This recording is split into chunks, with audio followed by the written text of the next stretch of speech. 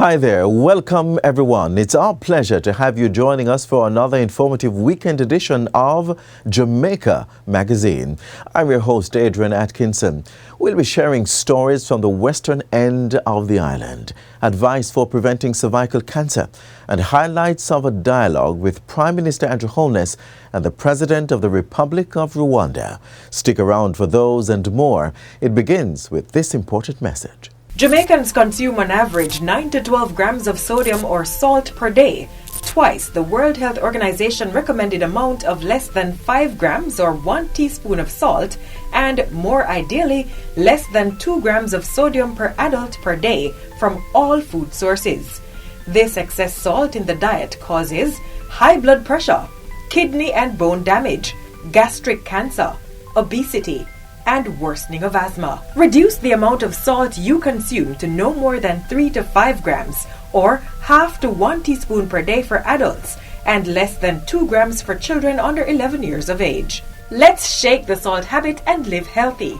A public service message from the Jamaica Information Service. A child-friendly space at the Falmouth Police Station, a social services fair in St. James, and beautifying Hanover. Team member Nikita Sterling guides us through this week's Western Roundup journey.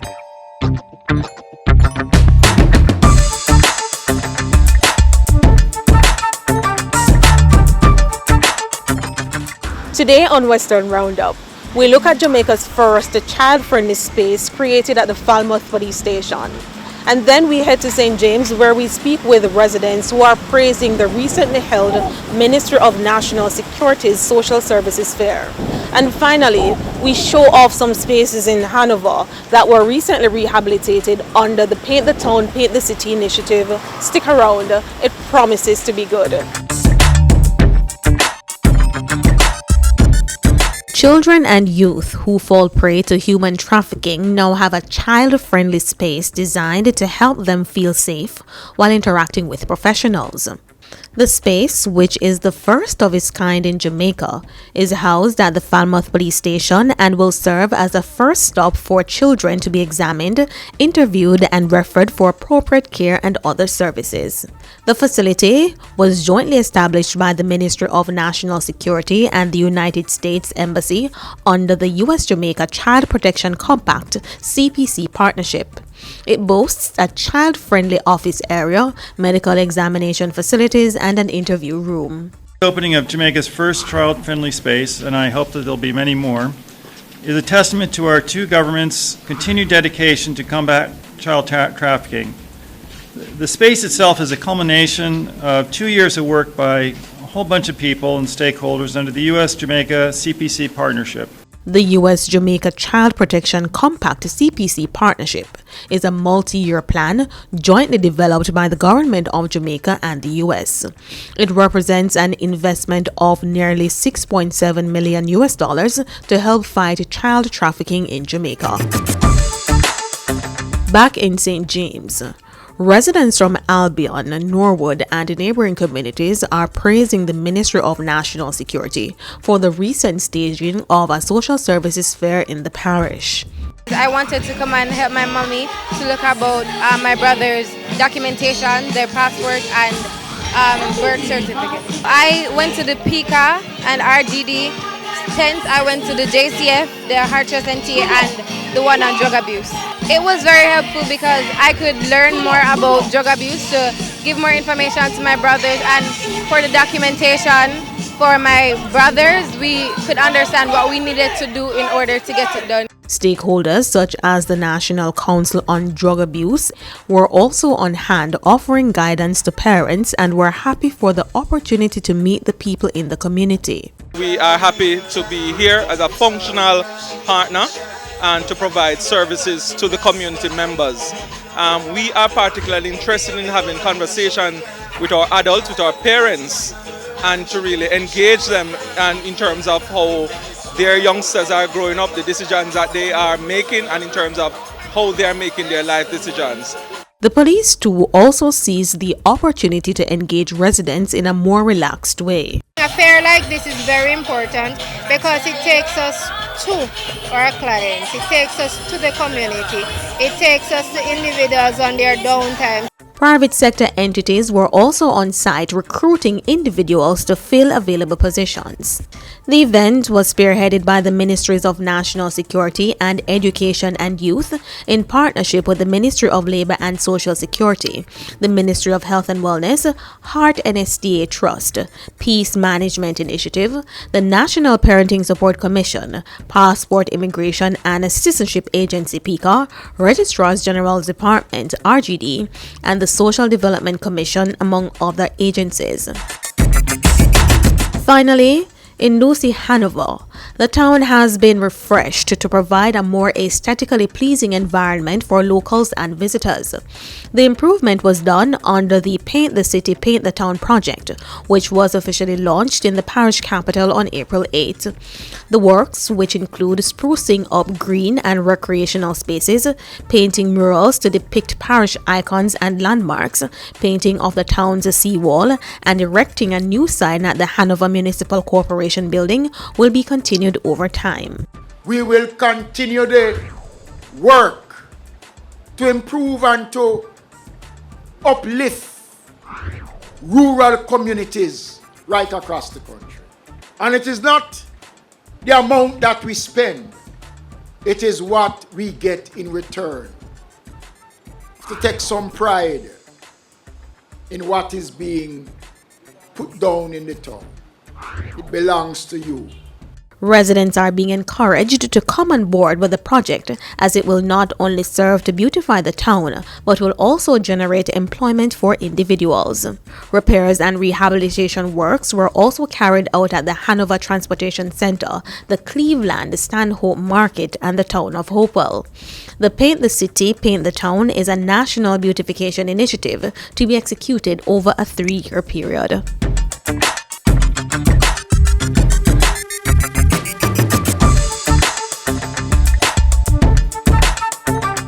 That's all for the program today. As usual, thanks for joining us for Western Roundup, where we take you from the corners of St. Elizabeth to the hilly terrains of St. Anne. Remember to send your feedback to jismobe@jis.gov.jm. Until next time, take care.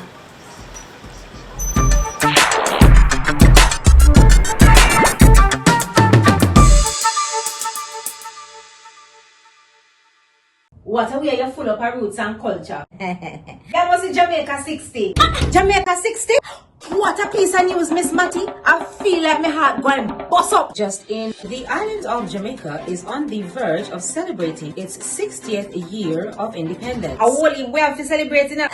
They say the people them, you know, them come here, you know. But you see, when our people decide, say the other people them free paper, burn up, them say if it's war, start it, whatever. We all collect medal, panta, medal. Amount of tongue we give them, The celebrations are slated to begin on January 1st, 2022. Organized by the Ministry of Culture, Gender, Entertainment and Sport. We have more in this report. I am on site and planning activities are ablaze. Persons are advised to download the Reggae Jamaica app to know what it pre. Activities for the Jamaica 60 celebration. I download the app to get the updates then. Children are the future and should be provided with care, safety and protection that will allow them to become their best. We now join the Child Protection and Family Services Agency, CPFSA, on one of its community drives to bring home this message. It's no secret. Child abuse remains a stain that many perceive as irremovable because of its prominence, silence from witnesses, and its broad global impact. But agencies like the Child Protection and Family Services Agency, CPFSA, are working twice as hard to remove that notion. The agency's latest effort, a child abuse community drive-through to sensitize citizens and awaken voices and actions to end even the smallest idea of abuse towards any child. A message that says to the citizens all over Jamaica that it needs all hands on deck to care for our children.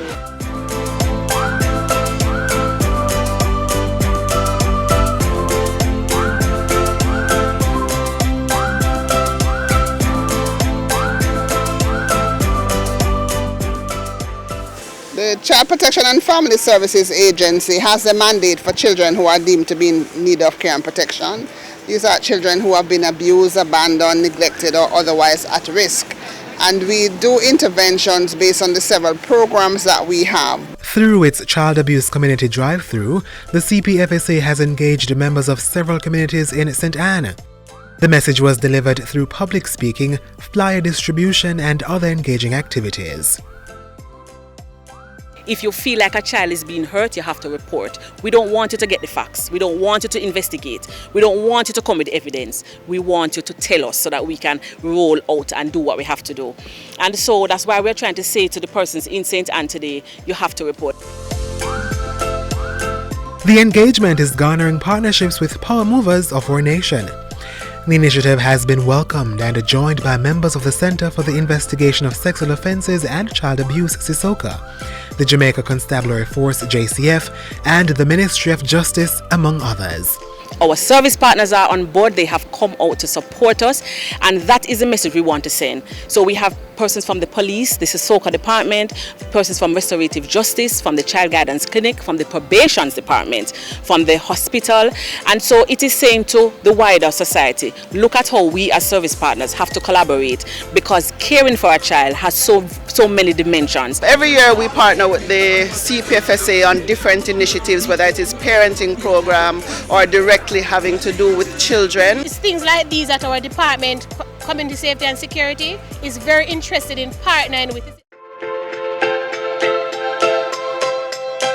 Of course, solving the issue of child abuse goes far beyond what these agencies are doing.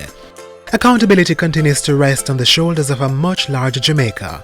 And I want to also speak to the prescribed persons, the persons who by virtue of their employment have to treat the children. So all the guidance counselors, the teachers, the doctors, the dentists, the librarians, you are prescribed persons. Meaning by law you don't have a choice. It's not that you wonder, should I or should I not. The normal man may wonder, but we as prescribed persons, we must. And if we fail to do so, we are failing our children. Children want something that they can look up to and aspire to be. And when they see that there's so many persons behind them willing to assist them with getting all that they need, then it is a good look for our children.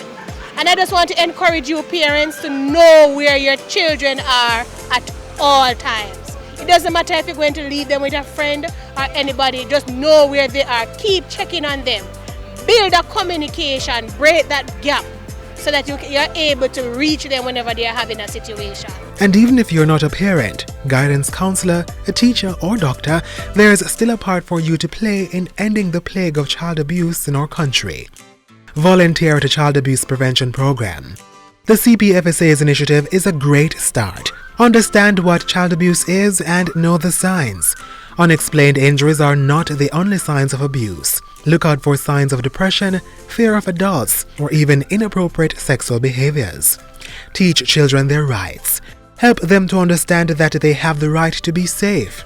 That way, they'll be more likely to report an offender and less likely to think that the abuse was their fault. And report suspected cases of abuse or neglect. You do not have to leave your name. You do not have to leave your information unless you choose to. You will remain anonymous, but what it will do, it will give even one child a chance. Children who are hearing, you can also self-report. If it is that you begin to feel uncomfortable with any adult, there is a way that you can call and you can self-report. So, the mission is clear. Working together to end child abuse in our island home. Break the silence, report child abuse. That's the only way we can help our children. We have one aim and one aim only, to protect the Jamaican child.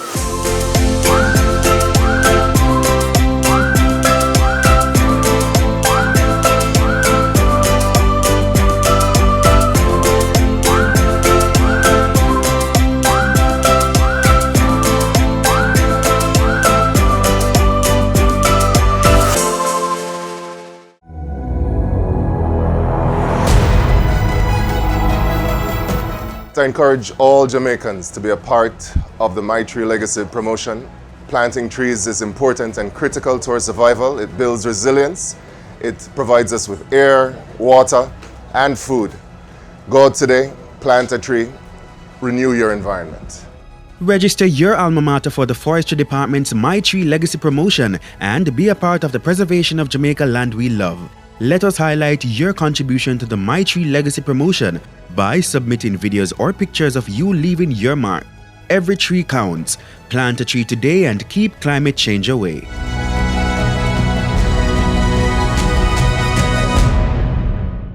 If you've been watching Jamaica Magazine this week, you would have already seen key points shared at Think Jamaica 2022. Jamaica and the Republic of Rwanda were on display, so to speak. Prime Minister Andrew Holness and President Paul Kagame discussed digitization and other plans to strengthen bilateral ties. Here's more.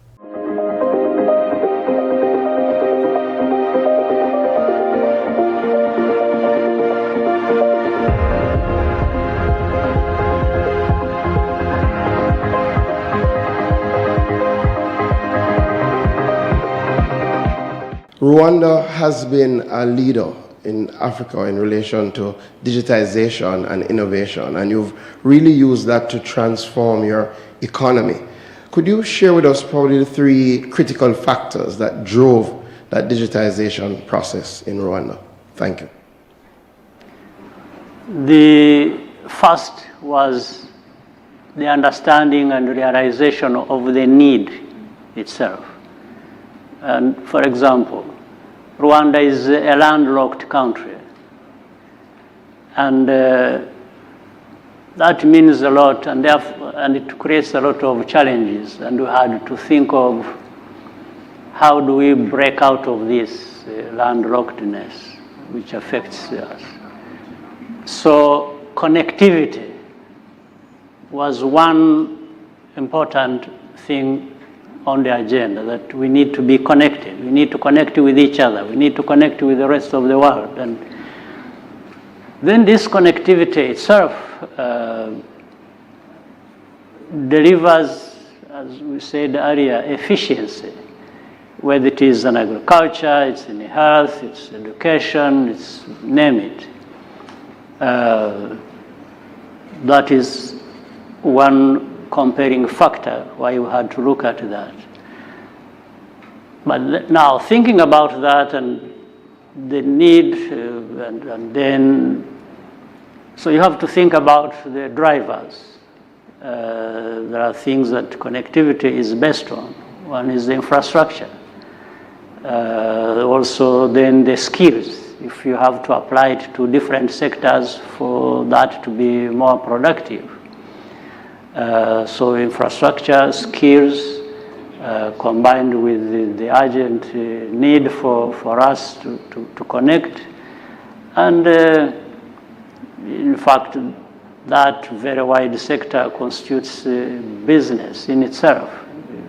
It supports innovation, it supports everything that drives and makes society thrive. Fantastic. Thank you, Mr. President. So we hear it clear when you can see issues as a challenge, being landlocked, or you see it as an opportunity to create an industry and an entire ecosystem around connectivity, the business aspects, the infrastructural aspects, and of course, developing the skill sets, which include human capacity development. So excellent lessons to learn once more as we take our next question. Lisa. Good afternoon. My name is Lisa Hanno. I am the opposition spokesperson for Foreign Affairs and Foreign Trade and the Member of Parliament for Southeast Sentan. Prime Minister, good afternoon, Minister. Mr. President, it's a pleasure to have you in Jamaica, sir. Welcome. You have said that as a part of your mission, you want to develop deeper ties, bilateral ties with Jamaica and certainly the region. And those have to do with trade and other aspects that can be mutually beneficial to both our countries. What do you think in the short term and medium term that success would look like for you between our two nations? Well, in the short term, I think we are there. And that's why I'm here.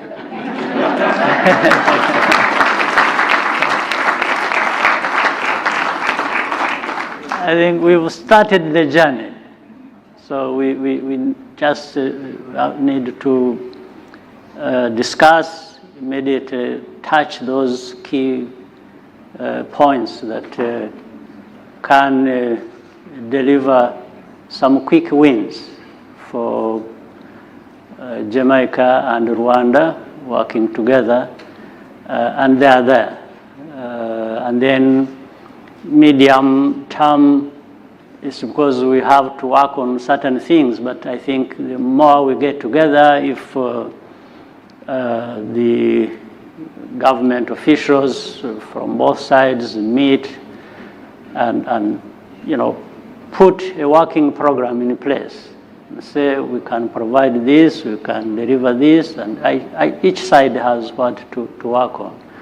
I think we can move quickly and start seeing results. It's all possible. If I could break your protocol and just to make the point. Of course, Mr. Prime Minister. That the President mentioned being a landlocked country and using connectivity through information technology and the internet as a means of connecting to the globe, though being landlocked. Similar concern being an island. So the power of connectivity, it's very important to development. And so the digital transformation of the society is the next frontier of development, which our society needs to understand. And I think if you were to compare the development in Rwanda versus development in Jamaica, you would see that the great appreciation for the digitization of the society. Thank you very much, Prime Minister. And Lisa, I will be happy to share some of the very exciting things that we have discussed, because there is indeed a long list of the quick wins of which the President spoke of. And of course, there is much even beyond that in the medium to long. So look forward to discussing those with you. What other sectors could benefit from the cooperation between Rwanda and Jamaica? What are the sectors? Who wishes to take that first? Well, we've just talked about information technology, cyber, tourism, agriculture. We didn't spend too much time in bilaterals on education, but the President and myself, we spoke about education. And I think there could be mutual benefit in exchanging through our universities, particularly in engineering, cyber, agriculture, and, believe it or not, space technologies.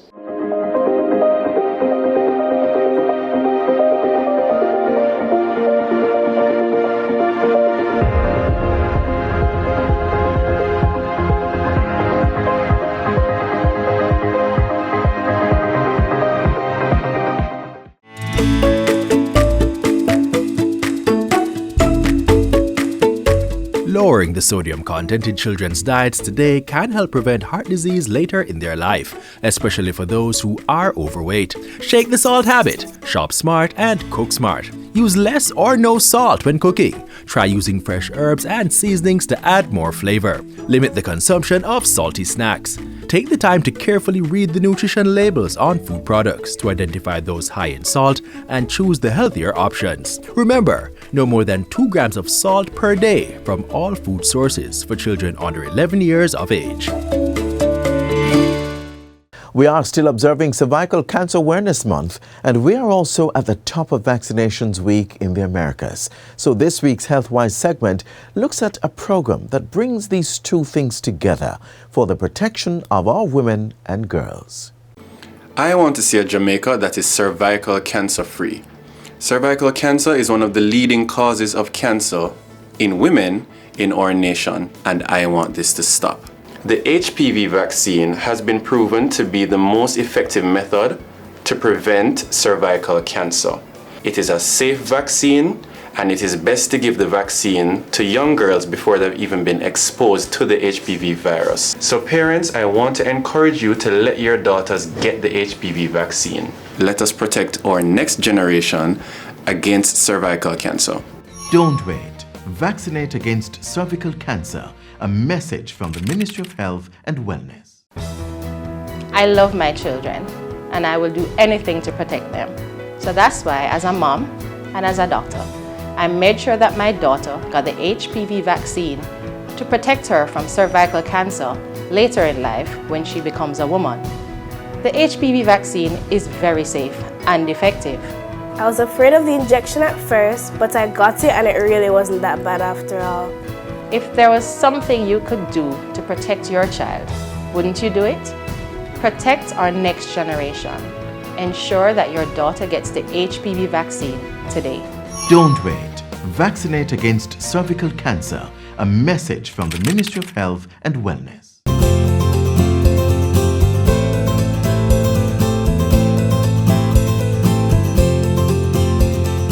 We need all Jamaicans to know that child abuse is not just an issue for the government. It's an issue for all Jamaicans. So we need everybody to help us to protect our children. If you know of a child who is being victimized, a child who is abused or neglected, just make that report so we can get that child the help they need. Calling or reporting is easy. All you have to do is remember to call 211. If you are an adult, if you're a child, if you are in church, in your community group, wherever you are, once you are aware there's a child who is in need of care and protection, just be the one and call 211.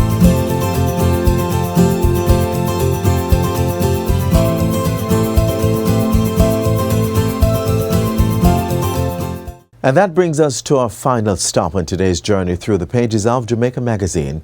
Thanks for your company. Be sure to join us again tomorrow. Until then, keep watching this and other programs on the JIC's YouTube channel.